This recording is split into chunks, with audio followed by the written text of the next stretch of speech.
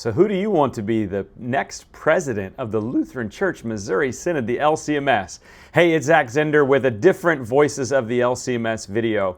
On my podcast for these couple of weeks, I'm going to be interviewing the LCMS presidential candidates, asking them about our church body and, of course, what they would be doing if they were president. And so each of these weeks when I'm interviewing, I'll be doing a shorter video on the Voices of the LCMS just to keep you more informed on what's happening in our church body.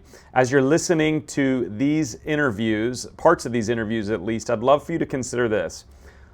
What would it look like for you and your church to vote for the next president of the Lutheran Church Missouri Synod? Who will you vote for? I think a more informed church body is a healthier church body, and that's been my goal through not just the Voices of the LCMS videos, but the Red Letter Disciple podcast as well. So hey, I'll throw the full link to Joel Biermann's episode from earlier this week that dropped, but I hope you enjoyed these 12 minutes with Dr. Joel Biermann, and at the end of it, it might give you a little bit more clarity on what to do later this summer at convention. God bless you and have a great week. He is risen. Come on. He is risen indeed. Hallelujah.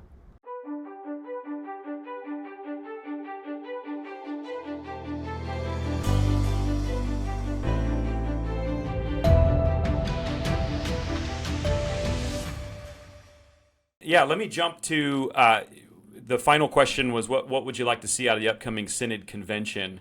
And so let's kind of talk a little bit more kind of as president, if you were president, some of the things that we might see under a President Biermann, if you will. And so what are kind of the top 2 or 3 problems that you would kind of put some priority on in your early days? Well, I really believe that the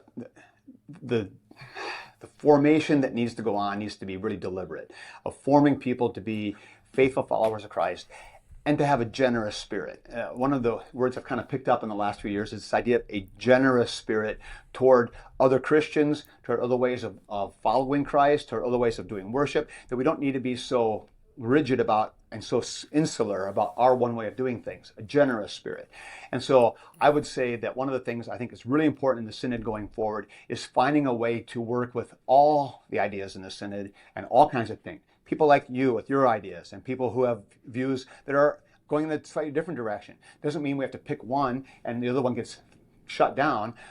How about we lean into both of these and find ways to work together, and we cooperate together, we collaborate together, and this is where we're going forward.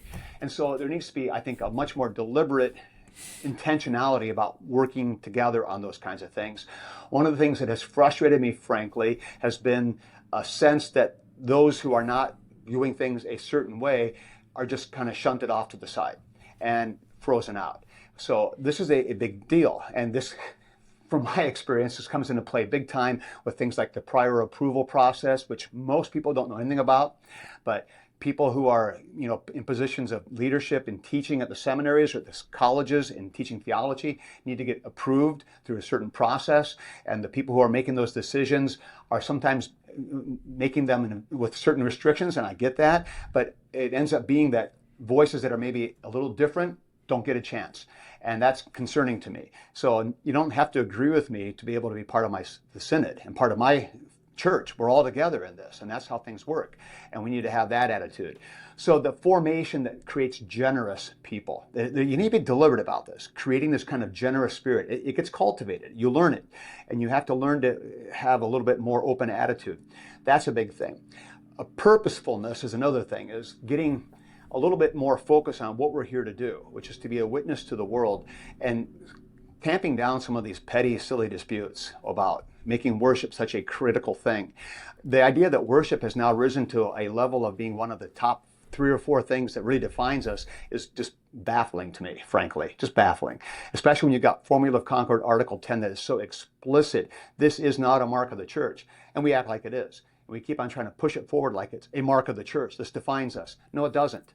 Christ defines us, and his gifts define us. The sacraments and his gospel define us. And then the way that we worship, it's part of our heritage, and we don't knock it. And I love our heritage, and I love our deep liturgical roots that are all over the place and all kinds of interesting wells to dip into.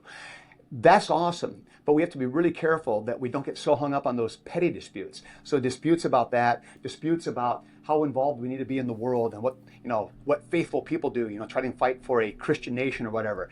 Those just get distracting. Those become sidebar things. Disputes about property issues, who's going to own this property? What are we going to do about this property? How do we retain this property? And this is our millions of dollars have been put in here. And we start fighting about things that don't matter, about money and about adiaphora. We need to be focused on the right thing. So a focused purpose on what we are actually here to do, I think that would help a lot. And then obviously the last one is always important, which is just simply proclamation. Let's make sure we're proclaiming the gospel, that we're making disciples and we're proclaiming the gospel of Jesus Christ to people. That's what we're here to do.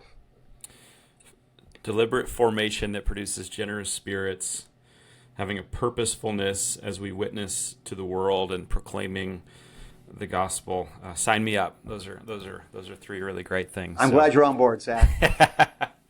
Well, the thing is, I serve at a church with multiple pastors, so I don't even get a vote. So, which we don't need to talk about that. But anyway, I know how that goes. Yeah, I've never voted in an election in my life because of my situations I've always been in. So isn't that crazy? Kind of weird. Yeah. Yeah. So do you think that on the day-to-day, maybe not day-to-day, that's probably too strong of the influence that any one president could have, but how do you think your leadership would feel different to pastors and congregations on the ground, just kind of practically, or would it? I don't know. I don't think the guy who sits in the president's office makes that much impact in day-to-day life or even Sunday to Sunday parish life. I don't believe that. But I'm a teacher. I love to teach. I am a teacher. And so I would like to bring that teaching spirit into that office and say, hey, there are things we can be learning together. And let's strive together to learn God's reality. And think about our world a little bit more carefully and what we need to do. And so, yeah, I love to teach and I love to engage all kinds of ideas, and I welcome that. So I think there would be an openness to, hey, let's talk about stuff and let's figure out best ways forward. And I've certainly got my opinions about just about everything, but I'm also I've noticed. to yeah, but I'm willing to talk. You knew that a long time ago, Zach. You had strong opinions on some of my papers that I turned in too. Yeah, I probably did. But I'm very interested in talking and always listening and learning. There's so much I have to learn still, and I'm always ready to learn from somebody. And that's what I really appreciate you. And again, not to knock anybody, all 5 presidential candidates are invited on, and you don't need to come onto my platform or podcast to get your message out. There's other ways to do it, and I hope that they are. I hope that all 5 are, because I think a more informed church body is a better church body. But what I really have appreciated about you is it seems like there's a genuineness of, even if I have a different opinion, I do have an opinion, I still want to talk. And that to me, because I think there's a number of people that feel very skeptical right now. And when I say people, I'm mostly talking about pastors and leaders that feel skeptical that walking together is even possible. So what would you say to those that feel skeptical that walking together is still a possibility? Yeah, we have a common confession. When you became part of the LCMS as a worker in the church, or even a member of the church, a member of a congregation, you're technically not a member of the LCMS, a member of a congregation, you said, this catechism is God's truth. I'm going to follow this, and I'm going to follow this congregation's confession. It's mine. And you as a pastor said, or as a church worker, a DCE or a called worker, a teacher, you said, this confession is my confession. Well, we all said that. And so if you said that, and the guy down the street said that, and the guy across the country said that, that means we're together in our confession. I take that really seriously. That means something to me. That confession matters. I hold that sacred in my own teaching, and I want to hold you accountable to that confession as well. And let's make sure that that confession is what's norming us, and then the scriptures that norm all that and give us God's truth, that those scriptures are what's actually guiding our work together. So is there hope for us? Well, yeah, because we still have the same confession. And we haven't split off yet. Schism is wrong. I pray against that. Sin is great as unionism. And we need to remember that. And so schism is always a division over things that don't matter. There's nothing being discussed in our synod right now that should cause division. Nothing. And if a division results, it's because of bad decisions made. Because we're making decisions that are schismatic. There's nothing that should divide us. What unites us is our common Christ, our common Lord, and our common confession. That's good. All right, lightning round for a few questions here as we wrap up. All right. And I don't know how lightning round these will be. They may be deeper than this. I'll But try to do fast. yeah, what's one hard truth you feel like the LCMS needs to hear right now? That the most important thing is our witness to the world. Let's not lose sight of that. That's good. What are you praying for most as you kind of step into this season as a nominee? That the church would be able to hear clearly the things that are being said and to think carefully about what God would have us do and what it means to be faithful. So I'm just praying for God's will to be done, and it will be. So I'm content with that. Yeah. All right, quick SWOT analysis: strength, weakness, opportunity, threat. Biggest strength of the LCMS? Biggest strength of the Outside LCMS. of Jesus. Outside of Jesus. Yeah. Well, Jesus is always. It's our clear confession, but I'd say it's also our heritage of strong congregations that take care of each other. We have that, and we don't always recognize how great an asset that is.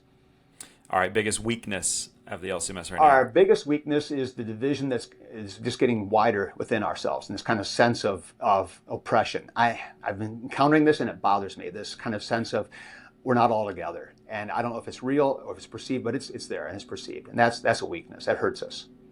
Biggest opportunity in the LCMS? The biggest opportunity is the gospel we've been given and the confession we've got. We've got a world around us desperate to hear something that matters, to hear something real, to hear meaning. They're just desperate to hear it. We're sitting on it. And so we need to be engaging that world with confidence, not trying to figure out how to be relevant, but simply speaking God's truth to them. Cool. And then finally, biggest threat? Yeah, the biggest threat is ourselves and our own sinfulness that we turn in on ourselves. We start to protect our own turf. We start to protect ourselves. We worry more about what this might mean to me. Do I like it? Is my preference? It's ourselves. It's always our individual broken self. All right, two more in the lightning round. One word, and you can elaborate why you chose the word, but one word describing the current state of the LCMS. I'll pick the word subdued. And what I mean by that is I feel this kind of like a weight on us. I just get this sense when I'm out in the church. It's this kind of a weight, like, and we're just kind of like feeling pulled down. And it's the sense of we're not living together the way we should. We're not engaging things the way we should. We're worrying about the wrong stuff. We're fighting these petty battles. And it just feels tiresome, worn out, subdued. Let's hopefully maybe end on a greater note then. One word for what it could become. Oh, let's say I'll go with the word engaged. Engaged in doing the work God gives us to do, engaged in caring for each other, engaged in the world and being part of the world and in speaking truth to that world, engaged in the joys and the delights of simply being God's people in God's world. Yeah, I'd love that. Go from subdued to engaged. And thank you, for allowing your name to stand and for being a candidate for no matter what happens, for pouring into the lives of just so many over the years. It really, you've left quite a, you talk about, the meaning of life and significance and purpose. And I hope that you, in a good sense, have a healthy pride over what the Lord's done through you. And who knows what he might continue to do. So, go ahead. No, my greatest delight absolutely is what I can do in the classroom and what I can do in a parish teaching setting or just shaping people to know the wonders of being God's children, the wonders of being forgiven people, and the absolute privilege of being able to live a life of purpose. It's a blast. Yeah. So people will be putting their votes in shortly, but if you could challenge our listeners something like this week that they can do to be a greater disciple of Jesus, what would you challenge them to do? I would say, remember who you are in Christ and get out into that world with confidence and declare the reality of Jesus to your people, the people around you, and let them see it in how you live. That's good. Words and actions, both backing it up. Hey,